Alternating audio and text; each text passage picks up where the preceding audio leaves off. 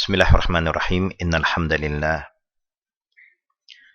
nahmaduhu wa nasta'inuhu wa nastaghfiruh wa na'udzu billahi min shururi anfusina min sayyiati a'malina.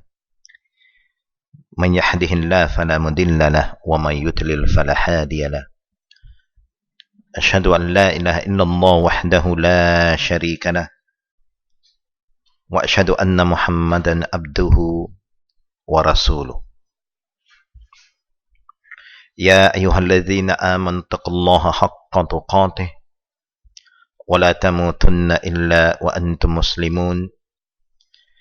Ya ayyuhan nasu taqu rabbakum alladzi khalaqakum min nafsin wahidah wa khalaqa minha zawjaha wa batha minhuma rijalan katsiran wa nisaa'a wattaqullaha allazi tasaaluna bihi wa arham innallaha kana 'alaikum raqiba.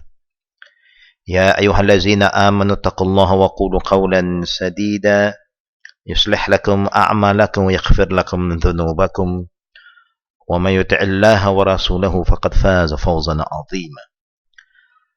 Amma ba'du fa inna asdaqal hadis kitabullah wa khairul hadi hadi Muhammadin sallallahu alaihi wa alihi wa sahbihi wa sallam. وشر الأمور محدثاتها وكل محدثة بدعة وكل بدعة ضلالة وكل ضلالة في النار. Assalamualaikum warahmatullahi wabarakatuh.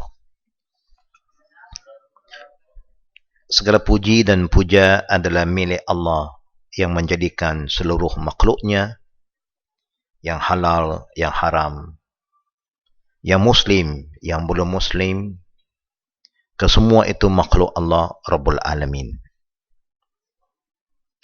Selawat dan salam atas Nabi kita Muhammad sallallahu alaihi wasallam yang diutuskan oleh Allah untuk membawa al-haq, kebenaran. Walaupun kebenaran ini tidak disenangi oleh ramai manusia, tetapi tugas Nabi hanya menyampai. Yang memberi hidayat itu adalah Allah Rabbul Alamin. Yahdi man yasha', pemberi hidayat. Semoga Allah Subhanahu wa taala jadikan kita sebagai talib ilm, student of knowledge, orang yang mencari keredaannya, orang yang mempunyai niat yang ikhlas dalam mencari ilmu yang Allah wajibkan ke atas kita, supaya setiap ilmu yang kita pelajari dapat kita amalkan. Nabi sering mengingatkan umatnya bila nak cari ilmu, berdoalah dengan doa Allahumma zidni ilman nafi'ah. Dan juga Nabi ingatkan kita minta perlindungan dengan Allah dari ilmu yang tidak nafi'. Wa a'udzubika min ilmin la yanfa'. Artinya ada dua jenis ilmu. Ilmu yang bermanfaat ialah ilmu yang dapat mendekatkan diri kita kepada Allah dan dapat mempertahankan diri kita daripada segala bentuk fitnah, gangguan dan juga tashwish. Jemaah yang kita muliakan, kita yakin bahawa ramai di antara kita yang pernah mempelajari ilmu di sini dan di sana dengan guru-guru sunnah, alhamdulillah, itu pilihan yang selamat. Kita sedar bahawa kehidupan manusia fitrahnya ingin kepada yang terbaik. Tidak ada satu manusia yang nak jadi tak elok. Muslim kah, tidak muslim, semua kalau kita tanya, you mau jadi baik? Memang mau jadi baik. Itu fitrah kita. Sebagaimana Nabi ingatkan kita, kulli maulid yulad ala fitrah, setiap bayi dilahirkan fitrah, bersih, suci, semua baik. Tapi suasana berubah bila keluarga dia itu tidak memberi perhatian kepada tarbiyahnya. Ibu bapa tidak beri contoh yang baik, akhirnya menyebabkan anak itu terikut-ikut dengan contoh yang tak baik. Asalnya semua baik. Ima anak orang Muslim atau anak yang belum Muslim, kesemua itu asalnya semua sama. Lahir dalam fitrah. Kalau kita anggap asal baik sudah cukup. Kalau begitu, mungkin kita umat Islam ketinggalan. Dibandingkan umat yang belum Islam, lebih ramai mereka yang buat kebaikan daripada kita sendiri. Ya. Lebih ramai orang-orang yang belum beriman pada Allah buat kebajikan, buat kebaikan. Segi disiplin saja contohnya, selalu saya jadikan contoh kerana hidup kita perlu banyak contoh. Allah turunkan Quran banyak membawa contoh juga. Contohnya Jepun saja, disiplinnya luar biasa. Ya. Walaupun kita pernah belajar di Jepun, student-student Malaysia banyak juga belajar di situ. Indonesia belajar di situ, Pakistan di situ, semua di situ. Tapi di waktu yang sama, kebaikan orang itu tidak dapat diikuti. Kita masih gagal untuk mengikut contoh yang sudah ada. Apalagi kalau contoh yang sudah jauh daripada kita. Contoh Nabi kita Muhammad sallallahu alaihi wasallam. Contoh dari sahabat radhiyallahu anhum yang kita tahu, there is the best nation. Ini orang terbaik, bukan baik kerana zaman dia sangat. Zaman dia macam-macam masalah. Apa yang ada di zaman kita, ada juga masalah yang sama di zaman dulu. Rasuahnya, zinanya, minumnya, pembunuhannya, penipuannya, sama juga. Keadaan orang dulu hidupnya lagi susah dari kita. Tapi kenapa zaman dulu orang Islam itu masih dianggap khairu ummah? Khairun nas qarni thumma allazina yalunahum thumma allazina yalunahum. Kenapa Nabi masih gelarkan orang itu masih baik? Zaman itu baik. Kerana zaman itu umat Islam dapat mempertahankan diri mereka daripada segala fitnah yang wujud ketika itu. Apa masalah yang ada di zaman kita, ada juga zaman dulu. Apa yang ada dalam Quran, semua ada di zaman nabi-nabi sebelumnya. Apa juga sebab itu kelebihan mukjizat Quran, dia sebagai kitab yang terakhir datang untuk musaddiqan lima baina yadayhi minat Taurat wal Injil. Dia datang membenarkan apa yang telah berlaku sebelumnya, yang termaktub dalam kitab-kitab Taurat, Injil, Zabur dan macam-macam, yang terdapat di dalam dalil-dalil Quran dan sunnah Nabi Muhammad sallallahu alaihi wasallam. Artinya, kalau umat zaman pertama, 2, 3 dengan Quran, dengan sunnah dapat mengatasi masalah itu, kenapa umat sekarang tak dapat mengatasi masalah yang sama? Bezanya, pertama umat dulu bila dia belajar ilmu, dia serius, komitmen terhadap ilmu itu luar biasa. Setiap ilmu dia pelajari lillahi ta'ala. Adab yang pertama kerana Allah. Saya yakin semua ustaz-ustaz kita, bila menyentuh ilmu, dia akan ingat kepada semua jemaah bagaimana pentingnya niat kita masing-masing. Tapi niat mereka tidak terhenti di niat saja. Niat yang ikhlas itu dibuktikan dengan perbuatan terhadap ilmu yang dipelajari, dengan mengamalkan ilmu itu. Niat kita pun ikhlas, tapi ilmu itu sekadar ilmu saja. Dalam majlis, ilmu saja. Keluar majlis ilmu, dah luar sikap kita. Seakan-akan kita sudah ada dunia lain. Ini dunia kita pula lah. Nanti tunggu kelas lagi, masuk majlis ilmu lagi.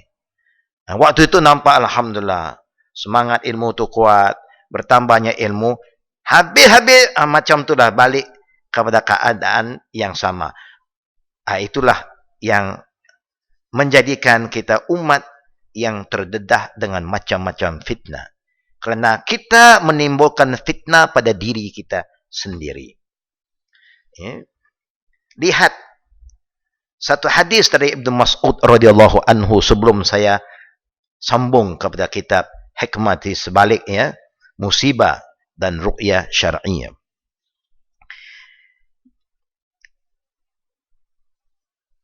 Ia berkata, Kaifa bikum iza labisatkumul fitnah yarbu fiha saghiru wa yahramu fiha kabir wa tuttakhazu sunnata fa in ghayyirat yawman qila hadha munkar qila wa mata zalika qala iza qallat umana'ukum wa kasurat umara'ukum wa qallat fuqaha'ukum wa kasurat qura'ukum wa tunaqqihu li ghairil din wa tumisatid dunya bi amal akhirah. Katanya,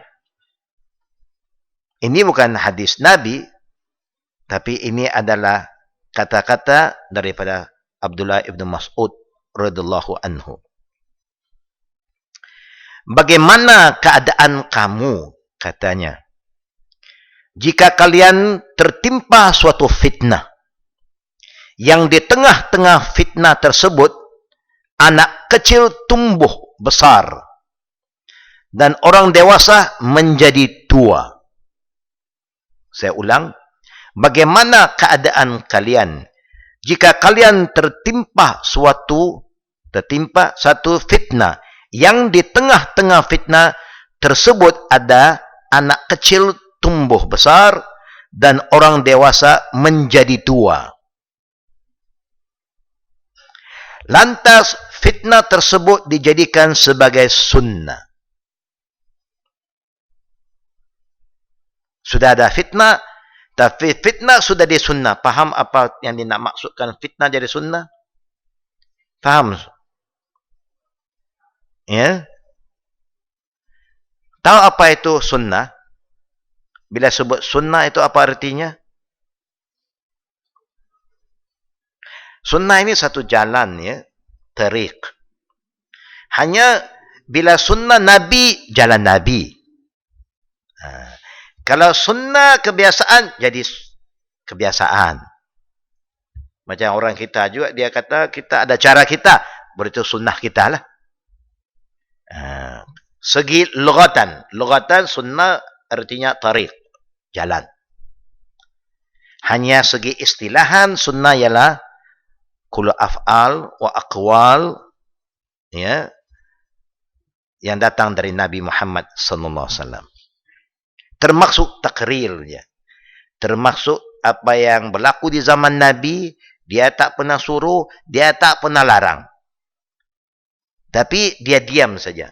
Sesuatu yang berlaku di zaman Nabi, dia tak suruh, dia pula tak larang. Kemudian bila berlaku, dia tak komen. Silent Nabi itu arti takrirnya, satu sunnah juga. Ya. Takrir ini juga perlu kita memahami. Kalau kita faham sunnah betul-betul, senang, ya. Kalau kita hanya faham sunnah sebahagian saja, kita sendiri akan menimbulkan fitnah kepada sunnah Nabi. Contohnya, kita tahu sunnah Nabi ada qauli, ada fi'li. Qaulun Nabi, contoh saja, ya, sebagai muqaddimah, sebagai ulang, kaji balik kalau kita pernah belajar. Sunnah Nabi kata, segi qauli, la salat ba'da salatul fajri hatta tulu'us syam. La salat ba'da salatul asr hatta ghurubus syam. Ini sunnah qauli dalam sabdanya. Tidak ada salat lepas fajar sehingga matahari naik. Tidak ada salat lepas asar sehingga matahari terbenam. Ini sunnah apa? Qauli. Kerana dia sebut, Rasulullah sebut. Satu ketika, Rasulullah semayang lepas asar. Rasulullah semayang lepas asar. Lepas dia semayang berjemaah, jadi imam kepada jemaah asar, dia semayang. Sekarang, itu sunnah apa? Sunnah apa? Sunnah fi'li. Alhamdulillah. Perbuatan Nabi. Ucapan Nabi, tak ada semayang lepas subuh sampai matahari naik, tak ada semayang lepas asar sampai matahari terbenam. Perbuatan Nabi, dia buat lepas asar. Agak bercanggah tidak? Agak bercanggah tidak? Nampak pada zahirnya bercanggah. Bercanggah antara qauli dengan fi'li. Alhamdulillah. Bercanggah kan? Antara fi'li dengan qauli, mana yang sepatut diutamakan? Qauli. Ini perlu kita faham. Jangan buat apa yang Nabi buat dulu. Buat apa yang Nabi suruh kita buat. Ini yang kata, mana lebih didahulukan. Jangan buat apa Nabi buat tu. Kalau nak buat apa Nabi buat, itu yang setengah lelaki sampai nak kahwin 9. Yang Nabi buat 9 apa? Siapa kata 4 saja? Orang tak ikut sunnah saja 4 dia kata.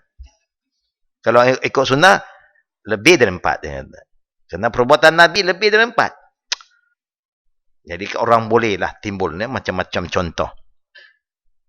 Antara sunnah qauli dan fi'li sebagai umat yang muttabi', yang mengikut, kita mesti utamakan qauli. Kita mesti ada husnizon, ya, bahawa fi'li ini Nabi tak akan buat sesuatu yang bercanggah dengan arahannya. Arahannya kata tak ada semayang lepas asar sampai terbenam matahari. Tapi dia buat. Takkan dia nak buat bercanggah? Adakah sunat lepas asar? Ada tak? Tak ada. Kebetulan, bila ditanya kepada Aisyah radhiyallahu anha, Aisyah kata, ini salat khusus untuk Nabi, yang dia salat ialah salat sunat ba'da zuhur, yang dia terlupa, dia hanya ingat selepas asar. Sunat lepas zuhur dibawa oleh Nabi lepas asar. Tapi kita tak boleh buat. Itu khusus untuk dia. Kemudian ada sahabat pernah datang pada waktu fajar. Tiba-tiba dia sampai-sampai, dia nak sembahyang sunat, sudah iqamat. Dia nak solat sunat fajar, sebelum fajar, sudah qamat. Kalau kita teruskan sembahyang dulu. Ya, sahabat dia ada ilmu. Dia tahu kata Nabi, iza aqimus shalah fala salata lahu illa maktubah. Dalam Sahih Muslim, Rasulullah bersabda, bila iqamat salat jemaah sudah dimulakan, semua salat terbatal, tergugur, kecuali fardu. Artinya kalau you salat tiba dia qamat, you kena berhenti salat. Tapi kita kalau dah start salat, mana boleh berhenti begitu kan? Kita teruskan. Itu kita punya cara lah. Ya. Ikut Nabi, bila sudah iqamat, salat itu terbatal. Kita akan bagi salam, terus join jemaah. Jadi sahabat ini buatlah macam tu. Kerana dia tahu Nabi larang salat sunat bila sudah iqamat. Lepas salat fardu, sahabat itu undur dan semayang sunat. Sunat apa? Sunat apa? Sunat qabliyah. Ba'diyah tak ada. Ba'diyah fajar tak ada. Sunat qabliyah. Sahabat buat. Nabi pun tak larang, lepas itu Nabi tanya. Kerana larangan Nabi sudah ada. Katanya, la salat ba'da salatul fajri. Hatta tulu' syam. Jadi Nabi pun, dia habis, Nabi tanya, kamu salat apa tadi? Kan? Jawab sahabat tu, sunat ba'diyah fajar. Nabi diam. Tak komen. Dia hanya tanya, apa jenis sembahyang tadi? Dia kata, sunat qabliyah yang dia tak sempat buat sebelum itu.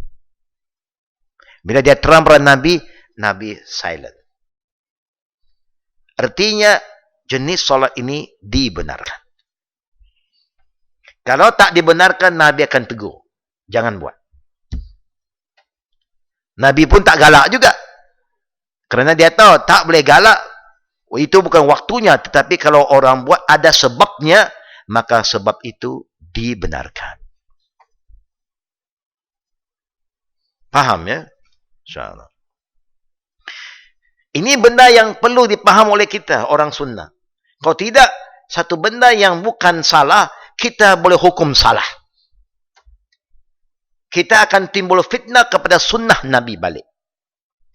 Ya, benda yang tak salah, kita jadikan dia salah. Itu yang perlu kita faham. Ya. Contoh lagi, saya buat 2 contoh dalam bab ini saja. Nabi, kalau orang hidang apa makanan yang dia nampak halal, yang dia biasa makan, dia makan. Yang dia tak biasa makan, dia tak sentuh. Tapi dia tak akan komen. Tak sedap lah. Tak sedap bagi kamu, sedap bagi orang lain. Bukan. Kadang you kata pedas lah. Bagi orang lain tak pedas, bagi you pedas. Tak sama. Selera masing-masing tak sama. Jadi Khalid Ibn Walid pernah mengundang Nabi ziarah kaum dia. Nabi terima undangan, dia pun pergi. Khalid Ibn Walid punya kaum, memang dalam majlis besar-besaran, ada majlis yang penting, ada tetamu yang istimewa datang, dia mesti masak dab. Dab itu berarti desert lizard lah. Ya. Biawak padang pasir. Biawak padang pasir ni taklah besar sangat, tapi huduh.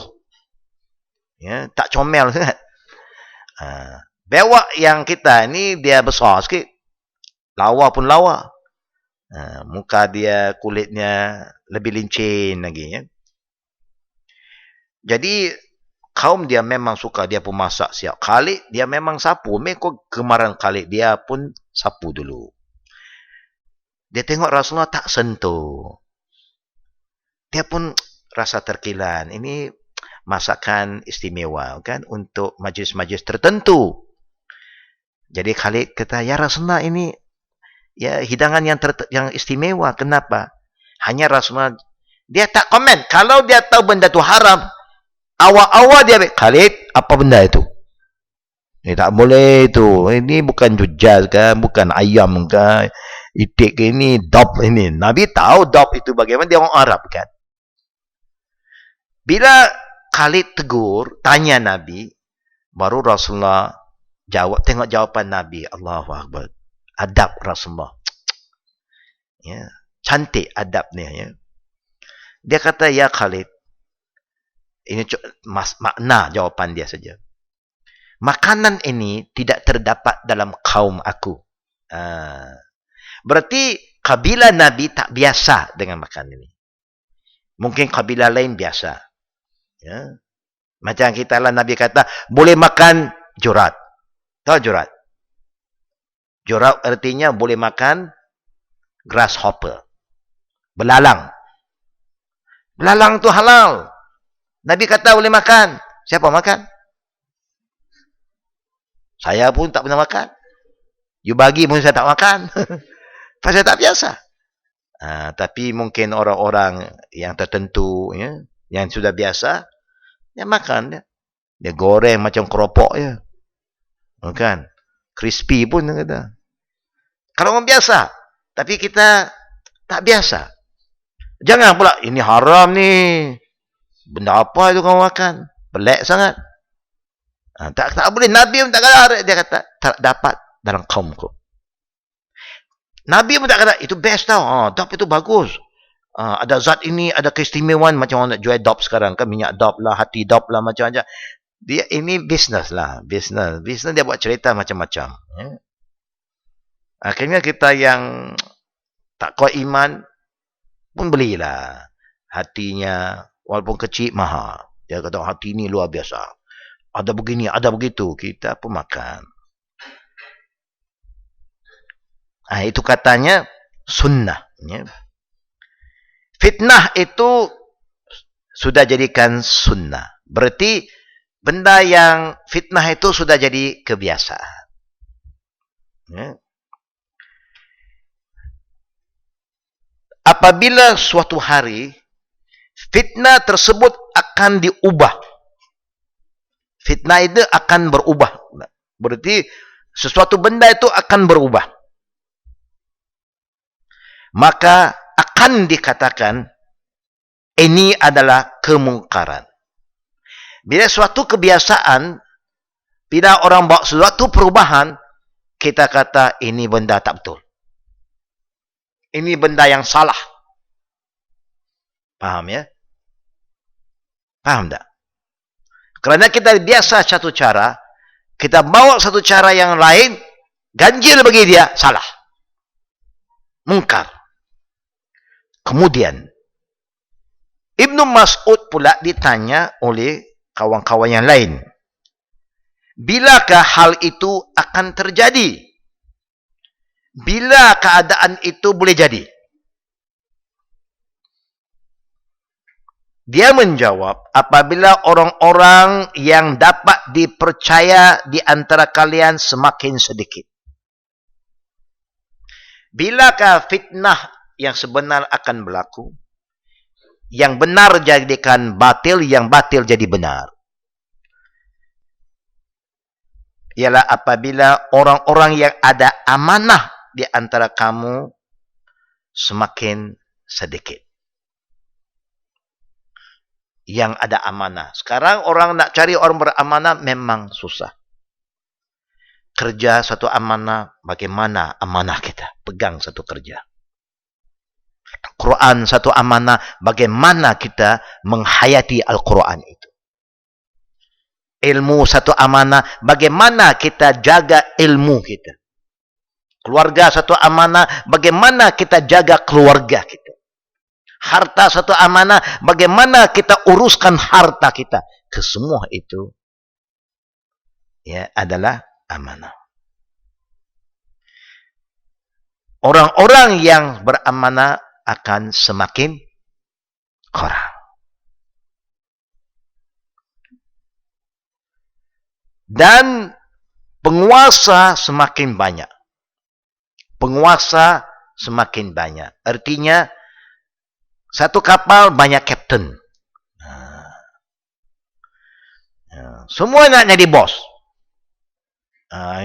Ini memang masalah lah ya. Macam kadang-kadang kita yang belajar ilmu itu, semua nak jadi guru. Semua jadi qadi. Hukum orang mengata. Semua keluar fatwa jadi mufti. Rumah mufti satu, satu masjid satu mufti lagi. Wah, banyak mufti. Semua keluar fatwa. Kemudian kata Ibnu Mas'ud, bukan sikit yang nak jadi bos, banyak. Yang jadi pengikut dah sedikit. Para ulama semakin kurang. Tadi pengamanah. Ya, kadang-kadang seorang yang beramanah, dia bukan seorang ulama. Ya, dia seorang yang baik. Ya, apa yang tahu sikit-sikit pun dia cukup amanah. Alhamdulillah. Dan ini pula para ulama. Kita tahu bila disebut oleh sahabat para ulama, bila disebut oleh Nabi al-ulama wa rasul anbiya, bila Allah berfirman innama yakhshallaha min ibadihi al-ulama.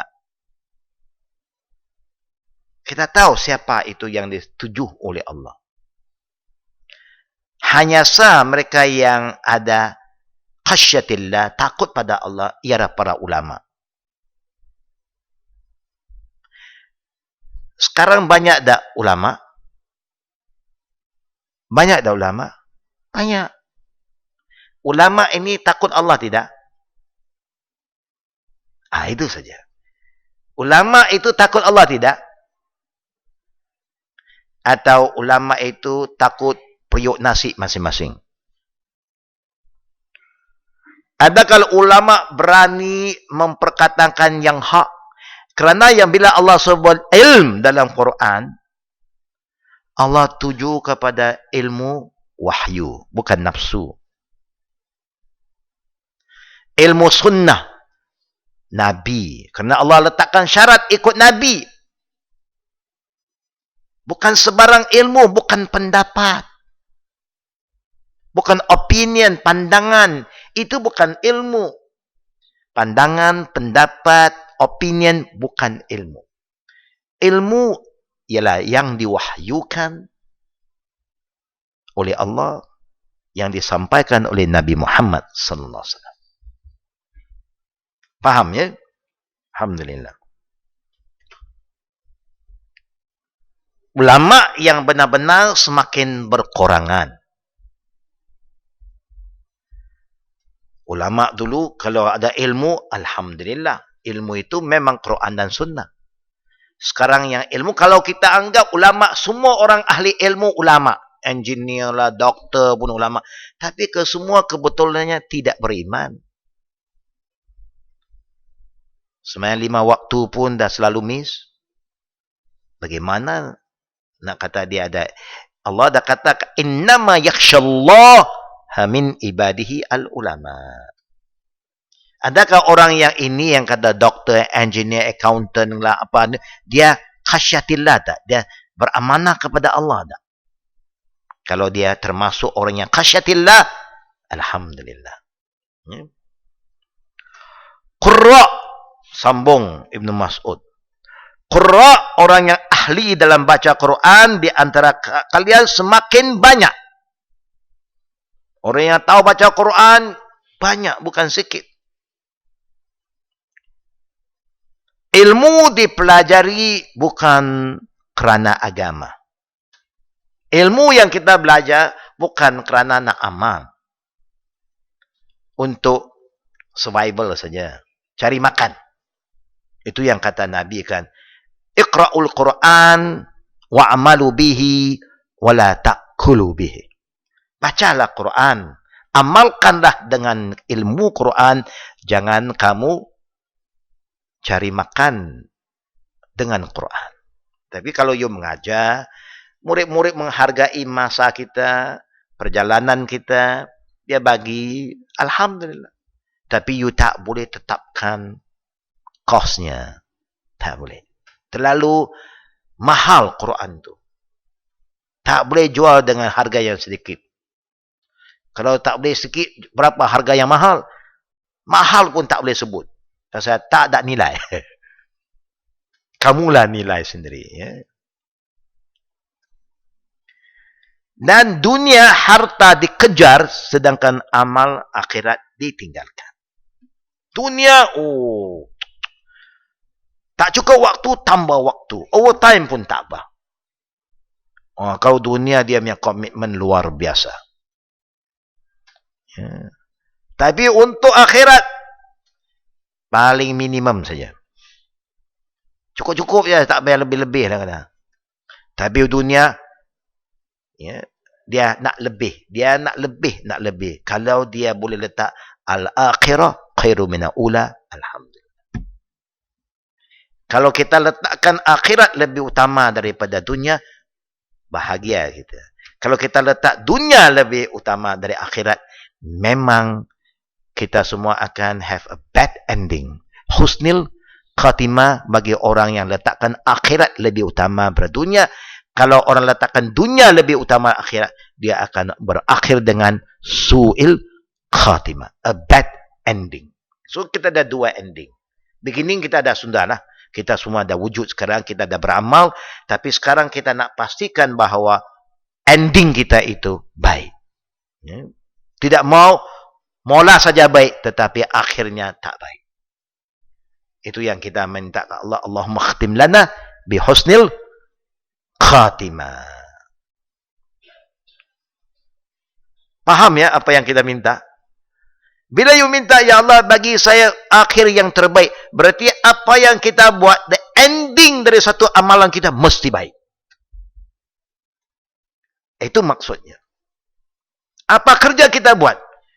Kita mengakhirkan kerja itu dengan begitu baik sampai orang puas hati dengan kerja kita. Itu maksudnya. Everything you do mesti make sure the ending always good. Kan? Kita buat kerja, ya. Kita kalau masak kita ending, apa ending selepas masak?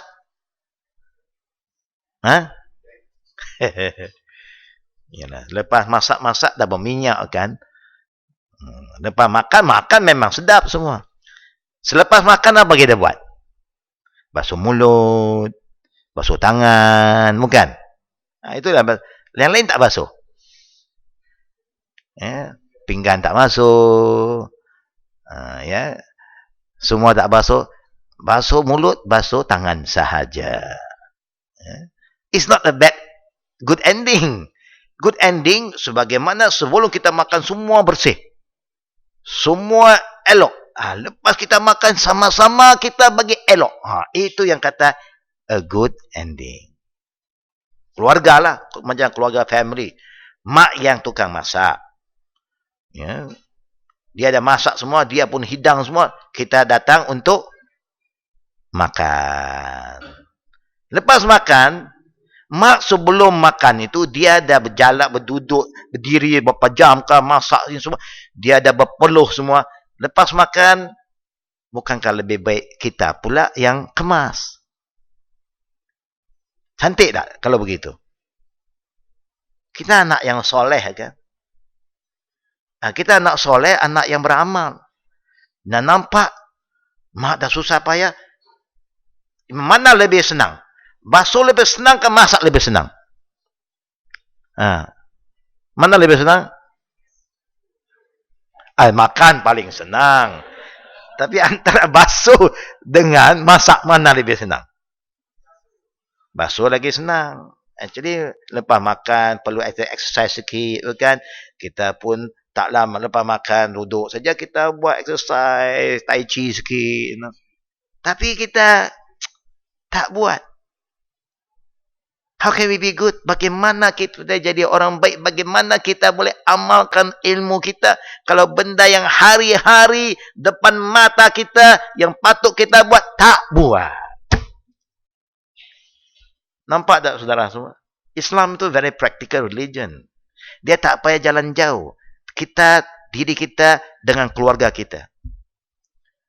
Kalau kita dah biasa begitu, di luar pun, Allahu Akbar.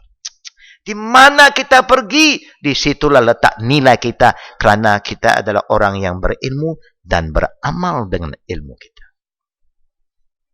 Baru nampak, Islam memang best lah. Bukan hanya Allah kata best. Memang orang Islam itu best. You berurusan dengan dia, best ending. Apa juga dia make ending, dia bagi you puas, satisfaction ada. Oh, memang kita kalau boleh berakhir dengan begitu husnul khatimah, we can be the best. InsyaAllah. Nah, kita lihat buku ini balik. Kalau tak salah saya, kita muka surat 29. Betul tak betul? Oleh kerana kelas kita ini sebulan sekali, kadang-kadang miss pula sekali itu, sudah sekali 2 bulan. Jadi dia mungkin kita pun lupa lah muka surat yang mana. Tapi saya catat dalam buku saya ini muka surat 29. Muka surat 29. Siapa yang ada buku tu, alhamdulillah. Yang belum ada, kita tak tahu kita masih ada tidak dalam stok kita. Kalau ada boleh beli supaya kita boleh baca. Sudah habis ya. Nah. Nombor 9. Mensucikan hati dari berbagai macam penyakit.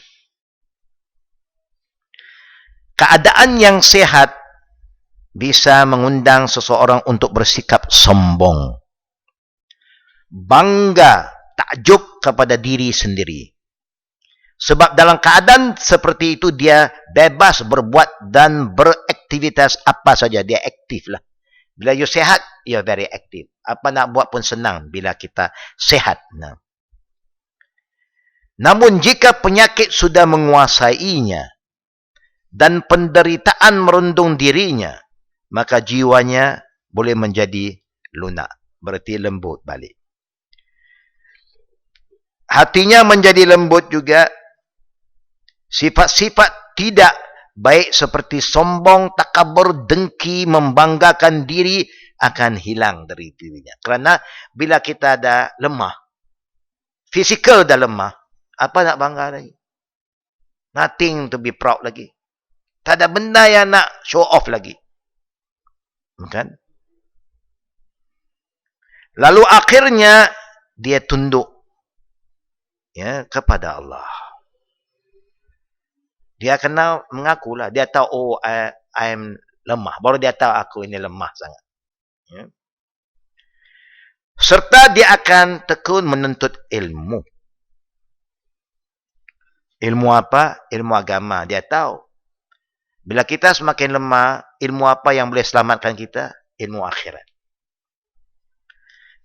Ilmu dunia ini, kehidupan dunia ini sementara saja. Berapa banyak ilmu dunia kamu ada pun, 10 kali PhD pun, kadang-kadang tak sempat you nak manfaatkan kelebihan ilmu itu, tamat nyawa kita di dunia. Ada setengah orang belajar ilmu dunia ini, habis satu, pergi lagi satu. Habis satu, pergi satu. Tak sempat nak beramal pun. Akhirat langsung sudah mati. Mati kerana dunia. Itu yang kata su'il khatimah. Tapi kalau kita cari ilmu akhirat, khususnya bila kita semakin lemah, kerana kita tahu dunia pun akan kita tinggalkan. Kita tak mau lemah di akhirat. Lemah dunia sementara tak apa. Jangan lemah akhirat. Yang kelemahan di akhirat, kelemahan yang kekal abadi. Artinya bila orang itu dah mulai sakit, lemah, barulah dia ingat Allah, barulah ada masa nak baca Quran, barulah nak sembahyang 5 waktu. Itu pun kalau dia dapat hidayat Allah. Kalau tidak, waktu itulah dia degil satu macam, marah satu macam, bengis satu macam, tuntut sini, tuntut sana, panggil anak, panggil semua. Kira buat anak semua kalang kabut. Ibn Qayyim rahimahullah berkata, hati dan roh boleh mengambil manfaat dari penderitaan dan penyakit yang merupakan urusan yang tidak boleh dirasakan kecuali jika di dalamnya ada kehidupan. Kebersihan hati dan roh tergantung kepada penderitaan badan dan kesulitannya. Bagi orang beriman, ujian zahir ini tidak melemahkan batinnya. Kesusahan dunia sementara ini tidak akan melemahkan semangat juangnya. Bagi orang yang beriman. Dia tahu itu adalah sunnatullah. Ingat ya, istilah sunnatullah. Apa yang berlaku di dunia ini tak boleh orang Islam gelarkan dia itu natural disaster. Ini alam bencana semula jadi. Atau bencana alam semula jadi. Tak boleh. Karena kita kalau terima istilah itu istilah orang mulhid, orang tidak percaya pada Tuhan. Orang yang beriman tak akan sebut kalimah itu. Natural disaster. No, every benda yang berlaku ialah dengan kuasa Allah. Kita hanya guna istilah sunnatullah. Setiap yang berlaku mengikut sunnatullah. Ini perlu kita faham. Ya. Kita kadang berilmu, tapi kadang-kadang oleh kerana tak biasa istilah-istilah agama ini, orang sebut kita pun sambut. Ya. Tengok pemimpin-pemimpin kebanyakan orang Islam bilang, Mak Saleh kata natural disaster, insurans kata tak boleh cover you kerana apa ini natural disaster. Insurans policy memang syarikat insurans cukup suka semua natural disaster supaya dia tak payah keluar duit dia. Dia ambil duit saja, bukan. Tapi kalau dia ada sebab ini bukan natural disaster, dia kena bayar. Ya. Tapi bila you kata natural, artinya tak ada siapa yang buat. Apa yang berlaku ini macam automatically dah jadi itu. Bukan salah insurans, bukan salah kamu, bukan salah kami. Salah dunia ni. You nak minta tuntut kat dunia. Tunduk kat bumi. Mana bumi nak keluar duit? Tapi kita kata sunnatullah. Wala tajidu sunnatullahi tabdila. Allah kata, kamu tidak akan jumpa bahawa sunnatullah akan berubah. Tidak. Kalau Allah sudah takdir ini akan berlaku, dia tetap berlaku. Hanya bila masanya Allah saja yang tahu. Ini perlu kita faham bagi orang yang hatinya sudah jelas. Alhamdulillah. Bila hati kita ini sudah kuat, kita lihat kepada pengakhiran ucapan, kebersihan hati dan roh tergantung pada penderitaan badan dan kesulitannya. Kalau kita nak tahu hati kita kuat atau tak kuat, bila kita diuji, kita susah sikit, kita punya ketahanan ada tidak? Masih sabar, yakin pada Allah, pegang pada Allah, mula kita komplain. Mana Allah ni? Aku sujud, aku minta tiap-tiap pagi, tiap-tiap petang, masih sakit juga. Member aku semayang tidak. Doa pun tak biasa baca pun. Speaking mengatah ya. Maki orang, maki hamun, sehat pula afiat dia. Apa jadi ini? Jadi kita rasa mulalah macam kita ragu-ragu. No, itu tandanya hati kita belum kuat lagi. Hati yang kuat, apa jadi? Kata Nabi Muhammad SAW, jiwa orang yang beriman sangat ajaib. Bila sesuatu yang baik berlaku, syukur. Baik bagi dirinya.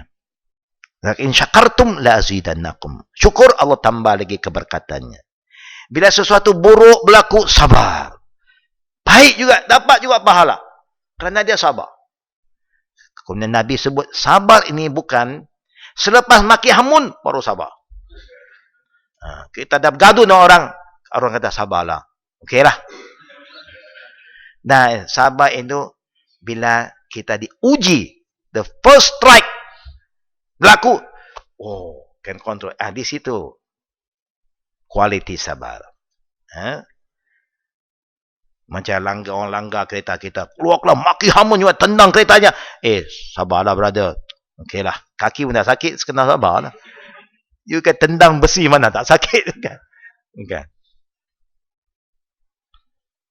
Kita boleh tahu sampai mana hati kita, kebersihan hati kita, kita tahan lasak, kita tahan uji tidak? Kalau tahan, alhamdulillah. Kalau tidak, kita tak tahu kekuatan hati kita. Kalau kita tidak diuji, bagaimana kita boleh tahu kekuatan kita? Kan? Tuan-tuan kita yang belajar ilmu itu, ilmu silat lah, ilmu self-defense mana pun, bagaimana kita tahu kita ni tahan lasak tidak? Kuat dengan ilmu kita tidak? Confident dengan ilmu tidak? Bukan? Bila orang cabar kita, kita ada semangat pun kecut lah. Sering habis tak boleh nak buat apa. Saya pernah tengok orang badan besar, kita ingat orang ini kita bolehlah tolong tawakal sikit kan. Ini kalau dia jalan saja orang tengok badan pun lari. Tiba-tiba kita harap dia datang, dia cabut dulu. Jadi orang yang kecil-kecil lagi berani. Dia nampak yang badan besar, taikoh semua dah hilang. Kadang-kadang begitu dalam hidupnya. Selagi you tak diuji, you tak tahu kekuatannya. Dan kekuatan semua puncah daripada hati. Tengok cerita, kisah-kisah Nabi Daud AS. Kan? Daud waktu itu besarkah? Dan lawan dengan seorang yang memang musuh-musuh, yang lawan dengan orang Islam, orang beriman dulu itu memang badan hebat-hebat. Dia panggil apa dalam istilah orang putih, David and Goliath. Goliath macam-macam Goliath betul lah. Tapi kerana jiwa yang kecil, badan kecil, jiwa besar. Don't underestimate size itu. Penyakit merupakan nikmat bagi orang beriman. cubaan dan ujian itu merupakan satu nikmat bagi orang-orang yang soleh, yang beriman. Sebab itu dia gembira sekiranya mendapat cubaan Allah. Dan tak bedanya jika mereka mendapat kesenangan. Nabi kita Muhammad sallallahu alaihi wasallam telah menyebutkan bahawa cubaan para nabi dan orang saleh adalah penyakit, kemiskinan dan lain-lainnya. Ya, banyak Allah uji dengan nabi dengan penyakit, miskin, dan mereka paling banyak diuji oleh Allah dibandingkan dengan manusia biasa. Ya, Nabi pernah ceritakan sebuah hadis bahawa orang yang paling banyak menerima ujian Allah ialah para nabi-nabi, kemudian para salihin. Setelah itu beliau Rasulullah SAW bersabda, wa in kana ahaduhum la yafraha bil bala kama yafrahu ahadukum birraqa. Dan sesungguhnya salah seseorang di antara mereka benar-benar merasa gembira kerana mendapat cubaan, sebagaimana salah seseorang antara kalian merasa gembira kerana mendapat kelapangan. Ya, orang-orang, para nabi, para salihin, dia memang bila sesuatu yang tak elok berlaku, dia tak pernah mengeluh. Kita hanya tak mengeluh bila sesuatu benda yang baik berlaku. Tak baik memang mengeluh. Ya. Bukan nak cari salah diri, cari salah orang dulu. Ini siapa yang buat ni? Ya. Macam kita sakit lah. Sakit-sakit sikit, mula kita nak cari siapa yang buat saya ni. Jin mana yang telah sampai ni? Siapa hantar jin ni? Siapa hantar hantu ini? Dia lupa dia itu hantu. Dia lagi hantu, dia hantu lagi. Bukan. Ya. Syaitan jahat-jahat dia pun dia mengaku siapa Tuhannya. Dia tahu Allah Tuhannya. Dia patuh juga. Dia derhaka pada satu arahan je, tak mau tunduk pada Adam. Memang manusia tak boleh tunduk kepada manusia, kecuali yang Allah perintah. Jangan pula Allah perintah pun saya tak mau tunduk, kerana saya tunduk pada Allah saja. Siapa yang ada perasaan dia macam syaitan. Memang kita dilarang menyembah manusia, melarang merendah diri kepada manusia. Merendah cara bagaimana? Artinya kita sampai mengagung-agungkan manusia lebih dari Allah dan lebih dari Nabi adalah salah. Memuji satu manusia lebih dari Allah dan lebih dari Nabi juga salah. Sayang seseorang lebih dari Allah, lebih dari Nabi juga salah. Kerana kita punya sayang semua dengan selain Allah, mahdud, ada batasnya. Sayang dengan Allah tidak terbatas. Sayang dengan Nabi tak boleh juga dibataskan. Kerana itu syaratnya Allah letak. Siapa yang mau Allah sayang dia, dia mesti ikut Nabi. Nak ikut Nabi, kalau tak sayang dia, you tak boleh ikut. Biasanya kalau tak sayang satu orang, apa yang dia cakap memang you tak dengar. Tapi kalau you sayang dia, apa yang dia cakap, you dengar. Pasal ada perhubungan. Karena sayang itu datang dari hati. Bila ada perhubungan itu senang. Sebab itu kalau kita lihat, saya tersebut pada hari Ahad ya, kemarin kelas, saya kata kalau you pergi satu negeri, ada budaya orang itu, walaupun berbeza pendapat ulama kadang-kadang, itu pendapat. Bagaimana kalau orang itu, kalau di India kita pergi, macam saya pun baru pulang dari India. Tiap-tiap kali you jumpa orang, terutama kita sebagai tetamu, kita sebagai guestnya, orang yang tak Muslim lah. Ya. Dia mesti begini. Dia mesti begitu. Itu cara dia punya, macam dia punya salam lah. Dia punya salam tak shake hand. Dia tak shake hand dengan kita. Ya, begini. Bengali jumpa kita pun begini. Orang Burma jumpa kita pun begini. Kerana dia sudah ada adat dia. Tanda dia hormat tetamu. Kalau kita pergi ke Thailand pun kadang-kadang jumpa aja. Buddhis pun begini. Adakah dia sembah kita? Tak. Biasanya kalau satu orang dia jumpa, dia begini, kita pun, dia balas pun begini. Sama-sama hormat. Cara dia begitu. Kalau kita anggap itu sembah, satu masalah. Dia tak sembah. Yang sembah satu pihak saja. Kita pun. Itu berarti sembah lah. Tidak, you begini, saya pun begini. Macam kita belajar taekwondo lah kan. Murid semua pergi kena tunduk, sifu, master, hormat. Dia pun tunduk tak? Dia pun tunduk. No problem. Tapi kalau kata, semua tunduk. Saya tak tunduk punya. Itu dah bongkak tak boleh lah. Ini contoh saya. You pergi Jepun memang dia banyak tunduk. You tak tunduk, dia tunduk lagi. Dia ingat you tak respon kan. Jadi dia akan tunduk lagi supaya you respon. Kalau you salah tunduk, dia tunduk lagi. Tapi bagus. Pinggang pun sehat. Alhamdulillah. Yang kalau satu pihak kena tunduk, yang satu pihak tegak, itu yang salah. Kalau sama-sama exercise, Alhamdulillah. No problem. Sebab itu kita kena hati-hati dalam memahami ya, bab-babnya. Apa yang saya ingin maklumkan para jemaah, semua orang diuji. Nabi-nabi pun kena ujian. Kalau kita tak mau supaya kita ini cepat terdedah dengan fitnah orang. Kalau kita tak mau kena sihir, maka jalan yang paling mudah, kita perlu selalu mencari keredaan Allah. Setiap Quran yang Allah wahyukan, kita baca, kita amalkan. Bila kita amalkan dengan Quran, benda yang baik, apa yang Quran suruh kita semua baik, manalah orang boleh marah kita. Orang tak akan marah kita. Kita tak sombong, macam Allah perintah Luqman didik anak dia.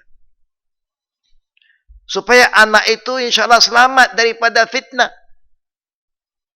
Apa yang dia perintah dulu? Ya bunayya aqimis solah.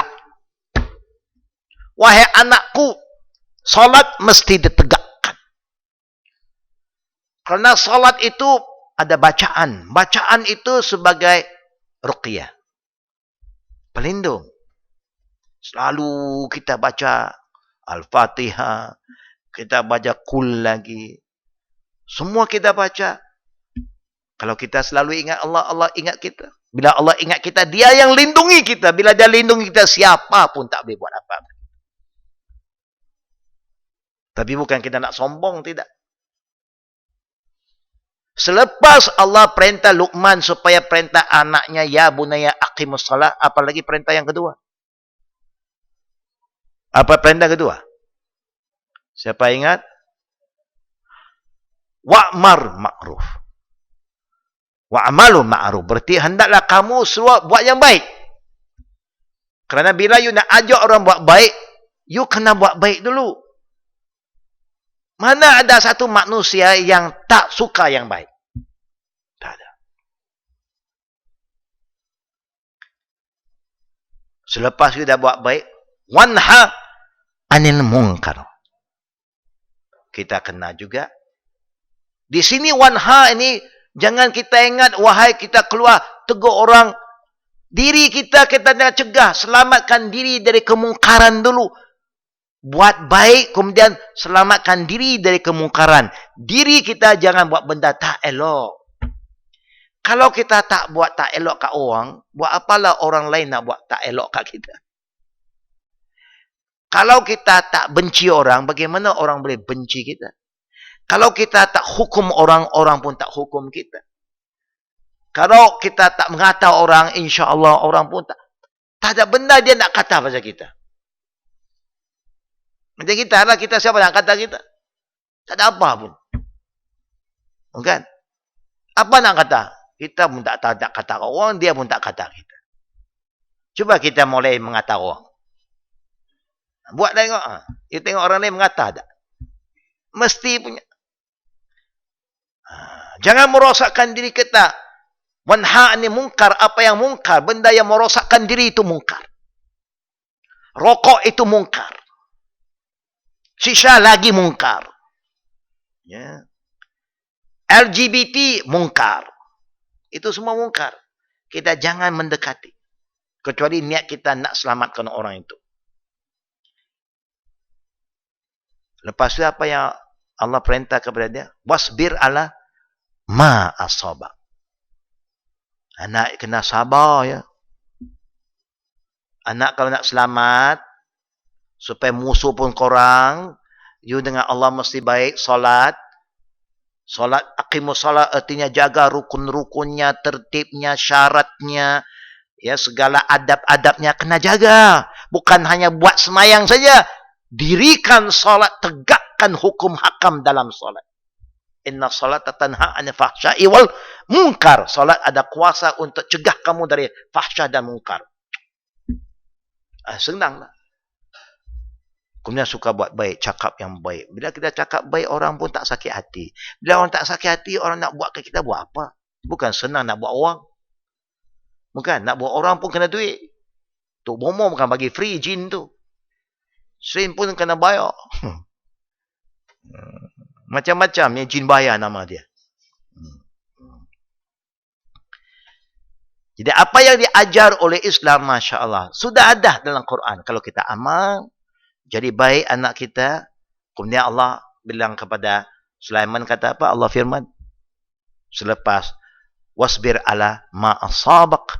Inna zarka min azmir umur. Memang urusan ini bukan urusan yang kecil, remeh. Urusan yang besar, urusan penting. Salat itu penting. Amal ma'ruf penting. Nahi mungkar penting. Sabar itu penting. Kita tak boleh ambil ringan. Kemudian wala tusaqir qaddaka linnas. Wala tamshi fil ardi maraha. Marah-marah. Innallaha la yuhibbu kulla mukhtalin fakhur. Jangan kamu bila jumpa manusia paling wajah kamu. Jangan sombonglah. Bila bercakap dengan orang, jangan tak mau tengok muka orang. Bila cakap dengan orang, jangan orang bagi tangan nak salam, kita letak tangan tak mau tengok muka. Jangan buat begitu. Wala tusa'ir qaddaka linnas. Jangan paling wajah kamu ke arah lain bila bertemu dengan orang. Bila orang nak cakap, tengok muka dia. Eye to eye contact. Orang salam, tengok pegang tangannya, tengok muka dia. Kadang-kadang kita ini orang dah besar, semua banyak berarti millionaire. Anak pula, anak millionaire, bukan? Walaupun bukan duit dia pun. Tapi bapak dia dah somebody. Ini anak somebody. Jadi dia punya kawan semua orang angin-angin semua. Ya. Kita air, kita bawa, dia angin-angin semua. Jadi dia tak kenal kita. Dia jumpa kita pun tak tengok, tak pandang. Tak baik. Anak itu tak selamat. Your action semua tak selamat. Itu yang kata Allah. Jangan kali wajah kamu bila bertemu dengan orang. Walaupun orang itu miskin, dia manusia tau. Ini nampak kucing, cium-cium kucing, tengok manusia, hina manusia. Bukan?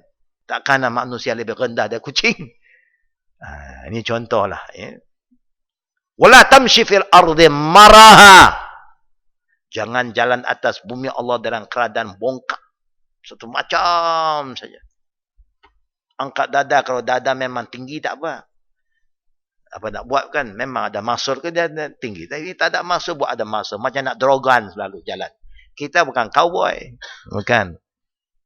Kita orang biasa. Jadi jalan macam orang biasa. Kenapa? Kalau you buat, innallaha la yuhibbu kulla mukhtalin. Allah benci orang yang angkuh, sombong, orang tak berkenan. Bila you buat perangai begitu, You buat orang sakit hati. Bila orang hati dah sakit, apa dia buat? Pertama, ain, dia mulai sumpah. Itu yang evil eye itu. Dia mulai menyumpah. Kadang-kadang kerana dia sumpah, kena kita. Kalau you sombong lagi, nanti orang hati dah sakit. Dia sendiri tak tahu nak cakap dengan jin, dia jumpa orang yang kawan jin.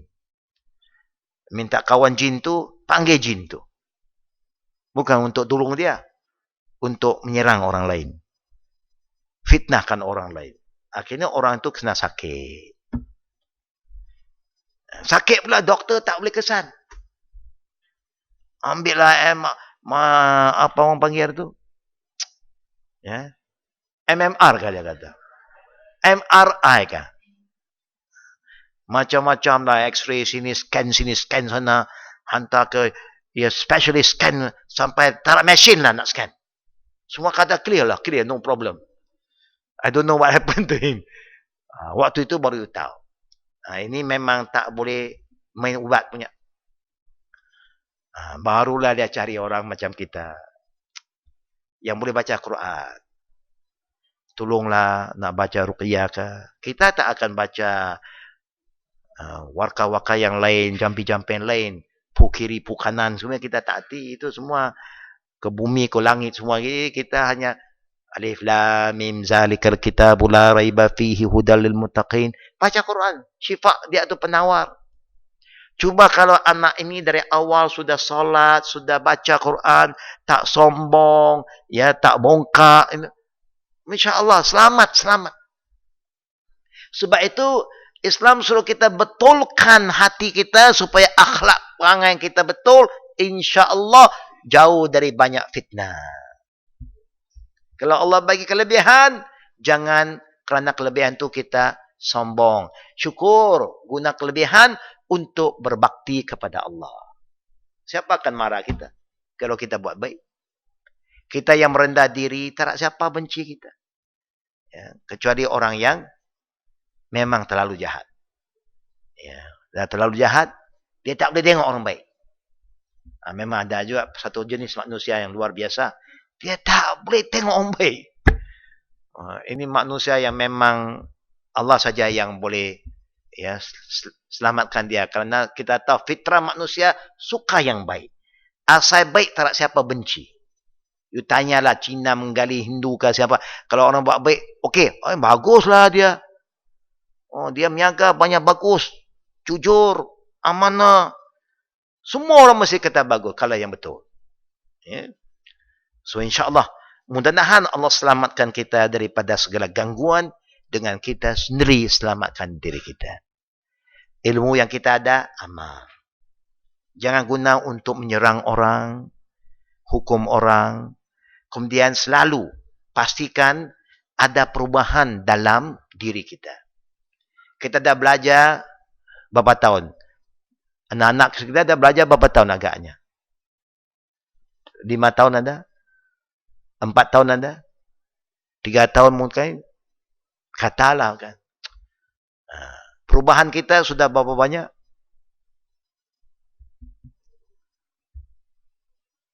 InsyaAllah ada. Ini 2012 dah habis.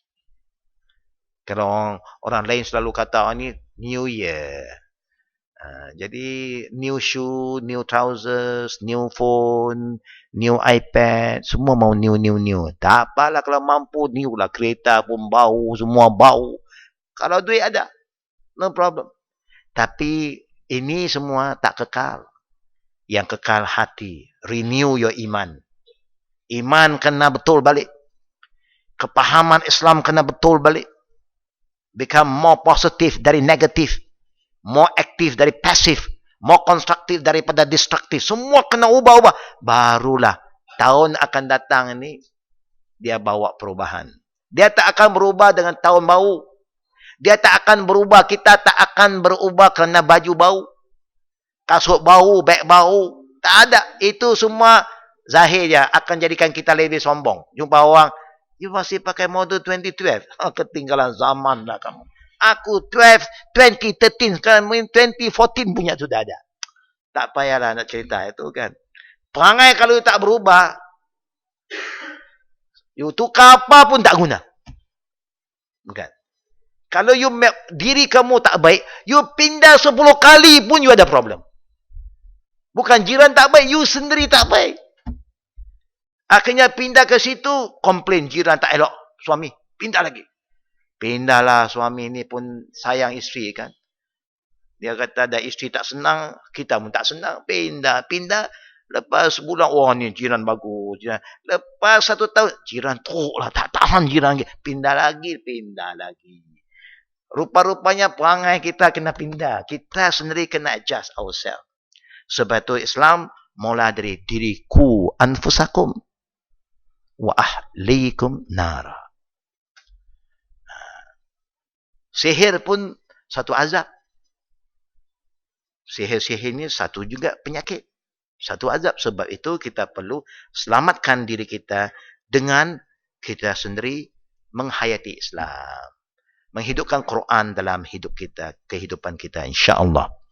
Para jemaah yang kami muliakan, mudah-mudahan begitulah tujuan kita cari ilmu, bukan sekadar tambah ilmu, ya, tambah kemarahan dalam diri kita terhadap orang lain, tapi kita fikir setiap ilmu yang saya dah belajar, saya sudah amal berapa persen.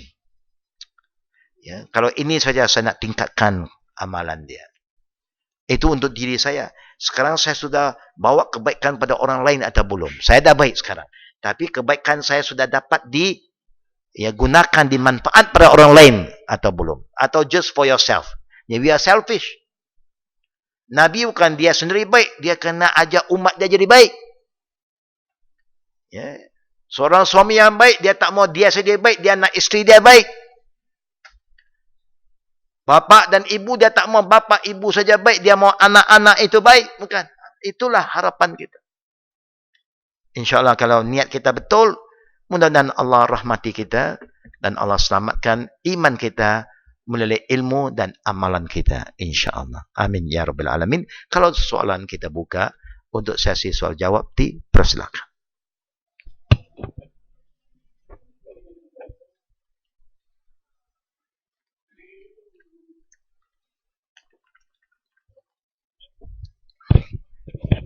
Assalamualaikum Ustaz. Waalaikumsalam warahmatullahi wabarakatuh. Saya nak tanya satu soalan. Kalau katakan balik kampung setiap minggu menjadi satu rutin, adakah boleh kita sembahyang jamak dan kasar? When you say balik kampung rutin, maksudnya ya? Katakan setiap minggu balik kampung lah. Tiap minggu you balik kampung. Tiap minggu you balik kampung, ada urusan apa ya? Urusan keluarga? Ziarah lah. Ziarah family dan sebagainya. Dalam Islam, dia mustautin ini ialah satu tempat saja umumnya. Pada amnya. Pada mustautin hanya satu tempat. Berapa kerap you balik ke satu tempat yang lain, ziarah family ke, yang bukan tempat tinggal kita lagi, rumah keluarga kita dan sebagainya, kita tetap jadi musafir. Kecuali yang rutin tiap-tiap hari duduk di Negeri Sembilan, kerja dekat Sungai Buloh. Jauh tak? Jauh. Memang jauh. Itu negeri ke negeri dah boleh kasarnya, tapi sudah jadi tiap-tiap hari you duduk sana, tapi you kerja sini. So, tidak dianggap sebagai musafir lagi. Tapi memang kita duduk sini, seminggu sekali kerana kita waktu weekend saja lapang. Lapang kita baliklah ziarah family, kita tetap musafir. Kita tetap musafir. Ada soalan yang lain? Naam. Waalaikumsalam warahmatullahi wabarakatuh. Sekarang saya tolong mak saya jaga kedai. Dan dia sekarang, the problem is for me, that every time tutup kedai, dia suruh saya pasang satu bacaan Quran ni. CD lah. Dia cakap untuk pelindung. Is it boleh buat ke macam mana? Nah, kalau kita nak mendapat perlindungan, memanglah Rasulullah galakkan umat Islam, di mana kita sedang cari rezeki Allah, tempat tinggal kita, kalau ada housewarming, ada restoran warming ke apa kawan katakan, jadi kita baca Al-Baqarah supaya Allah selamatkan kita daripada fitnah, ya, gangguan-gangguan yang lain. Kemudian sewaktu kita dalam suasana, kalau kita mau supaya berkat Allah selalu ada dalam restoran itu, kita hiasilah restoran kita dengan cara Islam, supaya mereka rahmah pun suka ziarah, kan? Tak ada benda yang haram di situ, ya, gambar-gambar yang haram pun tidak ada, patung-patung pun tidak ada, kecuali kita letak alam-alam jadian Allah, bukit, gunung, air, sungai. Kemudian letak ayat supaya orang reflect, orang tengok saja sementara tunggu makanan, kan? Tengok pandang, ada gambar yang menarik, tengok waterfall, ada satu ayat, ya, cerita tentang kejadian Allah, ya, tentang gunung, bawa ayat gunung sebagai peringatan. Jadi setiap kali orang datang sambil ada makanan jasmani, ada makanan minda dan rohani. Balance. Ya, jadi mudah-mudahan ada pula peringatan, bila nak makan jangan lupa baca bismillah, contohnya. Dapatnya berkat lebih banyak. Ya. Kita hiaslah secara Islamik. Ya. Tak mau nanti orang kata ini restoran untuk orang awam, untuk orang Islam saja. Okey. Letak bahasa Inggeris supaya Inggeris ni semua orang umumnya faham, ya. Kemudian daripada you pasang lagu-lagu cantik lagi, kita perdengarkan ayat-ayat Quran. Tapi ayat Quran ni biasanya orang jangan pasang waktu orang sedang makan, kan? Nanti orang tak Islam tak datang lagi. Dia kata ni, I think these people doing a lot of prayer tu, terlalu banyak dia punya prayer, takut dia makan-makan dia masuk Islam. Ada seorang takut. Ini takut nak baca-baca. Jadi kita hanya malam-malam, kalau daripada kita tak buat apa, dia nak pasang, tak apa, tak ada masalah. Tak kedai tu, dia sendiri nak dengar. Oh, tutup kereta baru pasang. Ialah mungkin. Kadang-kadang orang kita, dia punya niat itu baik, dia kata mungkin bagi jin pula dengar. Okay. Ya. Jadi kita kalau boleh kita nasihatlah, kalau tak perlu lagi. Kita mintalah satu ustaz jumpa dia dengan seorang ustaz, boleh terangkan. Kita takut dia dapat penerangan dari orang lain begitu. Dia kata supaya pencuri tak masuk, kan. Jadi dia dah dengar Quran, dia pun segan nak masuk, ya. Ya, mungkin tidak mustahil keadaan mendadak berlaku, tapi bukan kerana CD itu. Ya, kerana bila you nak baca, macam orang katalah, bila dia jumpa saya ustaz, rumah saya keras lah. Apa nak buat? Saya kata bacalah surah Baqarah, Nabi suruh baca. Dia tak berani cakap dengan saya apa pun. Dia lepas seminggu lagi dia datang. Ustaz Yusuf, saya baca Baqarah, dah baca Baqarah, dah baca, tapi masih keras juga. Saya kata, bagaimana you baca? Berapa kali sitting? 3 kali ke 4 kali ke sekali sitting? Dia kata, actually kita jemput imam haram datang baca. Wah, mahalnya dia panggil ini haram. Saya pun terkejut betul. Dia kata dia pasang CD Abdul Rahman Sudais punya CD. Saya kata, kalau rumah you keras, you guna CD, tape. Jin tak ganggu tape. Tape pun dia akan baca, tak masalahnya. Ya. Yang terganggu ini manusia, bukan tape. Manusia yang nak duduk situ, manusia itu kena baca. Rupa-rupanya dia memang tak erti baca Quran. Kan? Kalau takdirlah dia tak erti baca Quran. Kata ada Nabi baca, maka panggillah. Ya, kawan-kawan yang boleh. Supaya hidupkan sunnah Nabi itu, sunnah Nabi suruh baca. Kalau kita boleh baca, lagi afdal. Bukan. Dia punya falsafah dia senang saja. Kita kalau takut, sakit, kata sakit. Jumpa doktor, doktor bagi ubat. Ambil ubat balik, gantung. Kan? Gantung sini, gantung sana. Gantung sini, tak. Gantung lah. Lepas tu sakit lagi. Jumpa doktor, doktor, you makan lah. Bukan makan saja. Saya gantung sini, letak dalam sini. Memang sakit. Dia kata lama-lama doktor pun sakit. Dia kata patient saya buat saya gila. Dia kata. Ubat saya dia tak mau makan. Dia pergi gantung ubat saya sini, gantung ubat saya sana, saya suruh dia makan. Jadi kita sendiri kena amal. I'm worried that maybe parent kita ada terdengar orang kata pasang. Sebab tu dia pasang. Itulah. Sebab itu kita kena pelan-pelan dekati family kita. Suruh dia jumpa ustaz yang faham Quran Sunnah. Supaya dia yakin ada caranya. Kan? Memanglah kita kena tawakal pada Allah. Kan? Kita buat segala apa yang patut kita buat. Dah tutup, elok, bersih. InsyaAllah. Ya, kalau suasana yang kita hias dalam restoran cara Islam. InsyaAllah. Banyak rahmat Allah. InsyaAllah. Ya. Itulah kita bantu-bantu mereka. 6. Ada soalan yang lain? Assalamualaikum Ustaz. Waalaikumsalam warahmatullahi wabarakatuh. Penyakit ni merupakan nikmat dan anugerah. Lepas tu pula kadang-kadang iman kita ni ada tinggi, ada time rendahnya. Lepas tu dia masa kita tengah dalam kesakitan tu, time tu pula iman kita berada di paras yang rendah tu. So macam mana kita nak overcome that situation tu lah. Ya. Nak melawan balik. Ya, sebab itu Nabi selalu suruh kita bersiap diri sebelum penyakit. Islam selalu prevention is better than cure. Sebelum kita sakit, kita sudah isikan jiwa kita dengan ilmu-ilmu yang betul. Kedua, Nabi juga dan Allah perintah kita supaya selalu mendekati orang yang baik-baik. So, kalau you lemah, you ada kawan yang lebih kuat dari you, dia dapat membantu kita. Tapi kalau kita tak ada suasana itu, memang kita boleh lemah. So, betul-betul waktu itu kita kena minta pertolongan Allah. Sebab itu dalam Islam dia suruh kita ada jemaah.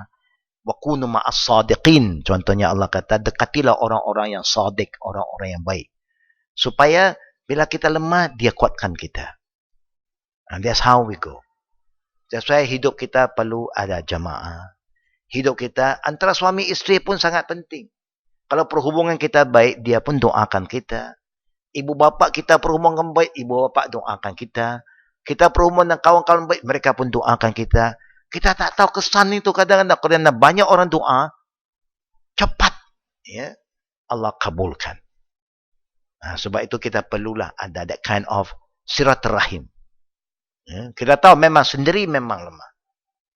Kuat bagaimanapun kalau sendiri mesti lemah.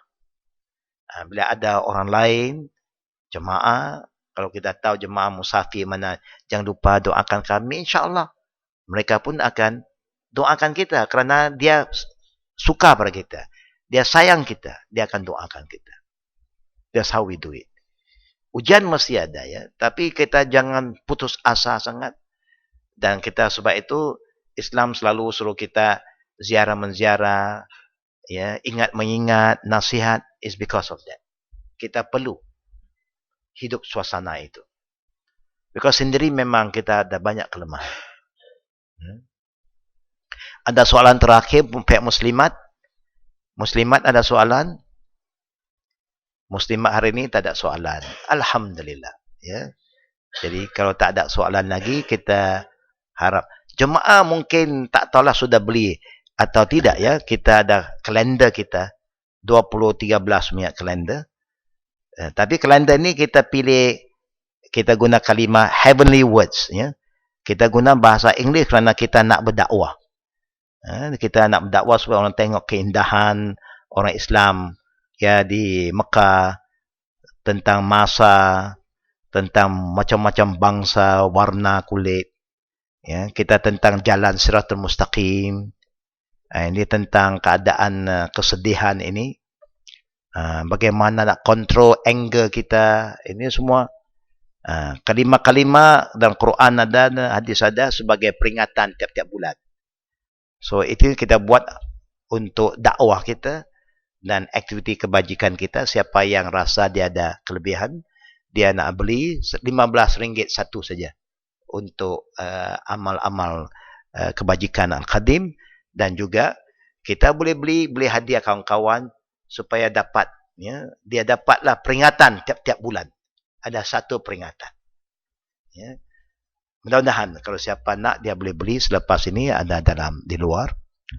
Jadi kalau tak ada soalan lagi, insya-Allah kita akhiri majlis ilmu dengan tasbih al-qifara, dan jangan lupa jemaah, kita mesti ada niat bahawa saya nak beramal dengan setiap ilmu yang saya pelajari, dan ilmu itu bukanlah untuk saya nak bergaduh dengan orang, nak cepat menghukum orang, tapi saya nak memantapkan iman kita dan mendekatkan diri saya kepada Allah Subhanahu wa taala, dan saya akan cuba membawa ilmu itu kepada orang lain supaya dia pun sayang ilmu. Orang akan sayang ilmu yang kita sampai kalau approach kita betul. Kalau kita maulah kutuk orang, kita marah orang, kata orang ini, hukum orang, orang takut. Memang takut. Kalau kita belajar sedikit hukum, terus kita cerita pada hukum hakam, orang lari kita. Tapi kita cerita nilai-nilai ilmu, bagaimana kelebihan ilmu, ya. Jadi lama-lama orang tahu pentingnya ilmu. Ilmu boleh melindungi kita daripada kena tipu, kena ganggu dan macam-macam. Ya, manusia memang suka tengok sekarang macam-macam pakaian dia belilah, gelang ini gelang dia kata ada baik ini, berlindung dari inilah, dari macam-macamnya yang volcano punya, semua orang pakai. Apa orang kata boleh terlindung dari aura, ada aura ini, energi ini, semua orang nak energi sekarang. Ya, terlalu banyak idenya, tak tahu apa nak buat. Ya. Jadi kalau kita boleh cerita kelebihan ilmu itu supaya dia sayang pada ilmu, kita boleh dekatkan mereka ke majlis ilmu.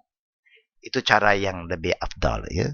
InsyaAllah. Para kelas akan datang kalau ikut jadual kita, kerana bulan ini ada 5 Isnin. Sebab itu saya masuk balik. Kalau ikut jadual kita minggu depan, hari Isnin pun kelas saya. Ya, tapi saya mungkin tidak ada di sini, sebab itu kelas itu akan tidak adalah kelas hari Isnin akan datang. Ya. Kemudian lepas tu 1 minggu lagi kelas siapa ya? Ustaz Yunus kah? Time yang kedua selalu. Ya. Ustaz Ridwan. Ya, mudah-mudahan dia ada sehat, ya. Ya, mudah-mudahan insya-Allah, ya. Jadi begitulah kelas kita akan berterusan, ya. Mudah-mudahan kita yang belajar ilmu itu kita tambahlah hikmah kita supaya kita tidak guna ilmu hanya untuk nak hukum, nak bincang hukum hakam, cerita nilai. Nilai itu penting, ya. Subhanakallahumma bihamdika asyhadu an la ilaha illa anta astaghfiruka wa atubu ilaik. Assalamualaikum warahmatullahi wabarakatuh.